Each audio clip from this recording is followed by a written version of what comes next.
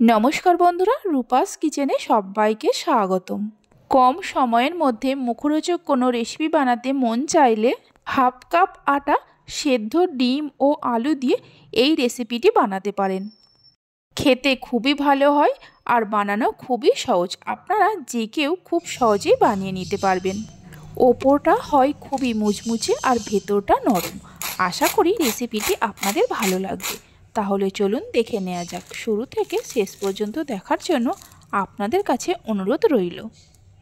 প্রথমে কয়েক টুকরো সেদ্ধ আলু নিয়েছি আর একটা সেদ্ধ ডিম। একটা গ্রেটারের সাহায্যে ডিম আর আলুগুলোকে গ্রেট করে নেব। আপনারা চাইলে হাত দিয়ে আলু আর ডিমটাকে ভালো করে মেখে নিতেও পারেন, তবে গ্রেট করে নিলে ভালো হয়। আলুগুলোকে গ্রেট করে নেওয়া হয়ে গেছে। এবার ডিমটাকে গ্রেট করে নেব। আপনারা চাইলে ডিমের পরিমাণটা আরও একটু বাড়িয়েও দিতে পারেন। আলু আর ডিম গ্রেট করে নেওয়ার পর এর মধ্যে কিছু সেদ্ধ করা মটরশুঁটি দিয়ে দেব একটা বড় সাইজের পেঁয়াজ কুচি, কিছু ধনেপাতা কুচি দিয়ে দেব, 3টে কাঁচা লঙ্কাকে কুচিয়ে নিয়ে দিয়ে দেব। আপনারা চাইলে কাঁচা লঙ্কাটা আর একটু বাড়িয়ে বা কমিয়ে দিতে পারেন। 1 টেবিল চামচ চিলি ফ্লেক্স দিয়ে দেব, হাফ টেবিল চামচ গোটা জিরে দিয়ে দেব, হাফ টেবিল চামচ চাট মশলা দিয়ে দেব, স্বাদ মতো নুন দিয়ে দেব। এবার সব কিছুকে ভালো করে মেখে নেব। চাট মশলা যদি আপনাদের কাছে না থাকে তাহলে হাফ টেবিল চামচ জিরে গুঁড়ো, হাফ টেবিল চামচ ধনে গুঁড়ো আর অল্প একটু বিট লবণ ব্যবহার করতে পারেন। সব কিছুকে ভালো করে মেখে নেওয়া হয়ে গেছে। এবার কিছুটা করে ডিম আর আলুর মিশ্রণ হাতের মধ্যে নিয়ে প্রথমে গোল করে নেব, তারপর মাঝখানটা প্রেস করে চেপে দেব। এইভাবে আমি কাবাবের মতো করে সব কটাকে গড়ে নেব। আপনারা চাইলে আপনাদের নিজেদের পছন্দ মতো শেপেও করে নিতে পারেন। এইভাবে আমি সব কটাকে তৈরি করে নেব। সব কটাকে তৈরি করে নেওয়ার পর এইভাবে রেখে দেব। এদিকে একটা বাটির মধ্যে নিয়েছি হাফ কাপ আটা। আটার মধ্যে দিয়ে দেব 1 টেবিল চামচ কালো জিরে, কিছু ধনেপাতা কুচি দিয়ে দেব, 1 টেবিল চামচ চিলি ফ্লেক্স দেব, সামান্য নুন দিয়ে দেব, মানে 1 চামচের 4 ভাগের 1 ভাগ। সব কিছুকে মিশিয়ে নিয়ে অল্প অল্প করে জল দিয়ে একটা ঘন ব্যাটার তৈরি করে নিতে হবে। আমি এই ব্যাটারটা আটা দিয়ে করছি, আপনারা চাইলে ময়দা বা বেসন দিয়েও করতে পারেন। দেখুন, ঠিক এই রকম মিডিয়াম ঘনত্বের ব্যাটার তৈরি করে নিতে হবে।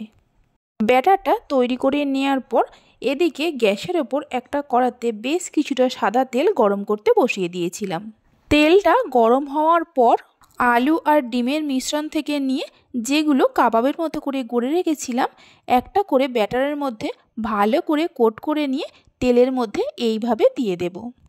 এই সময় গ্যাসের ফ্লেমটা মিডিয়ামে রাখতে হবে। এইভাবে ব্যাটারের মধ্যে কোট করে নিয়ে তেলের মধ্যে অল্প অল্প করে দিয়ে দেব। এইভাবে একবার রেসিপিটি বাড়িতে বানিয়ে দেখতে পারেন।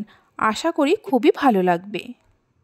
তেলের মধ্যে দেওয়ার পর মিডিয়াম ফ্লেমে 2-3 মিনিট রেখে দেওয়ার পর প্রত্যেকটাকে উল্টে দিতে হবে। এইভাবে উল্টে পাল্টে গোল্ডেন ব্রাউন করে ভেজে নিতে হবে। হাই ফ্লেমে কখনোই ভাজতে যাবেন না। 2-3 মিনিট ছাড়া 3-4 বার এইভাবে উল্টে পাল্টে দিতে হবে। খুবই কম সময়ের মধ্যে বানিয়ে নেওয়া যায়।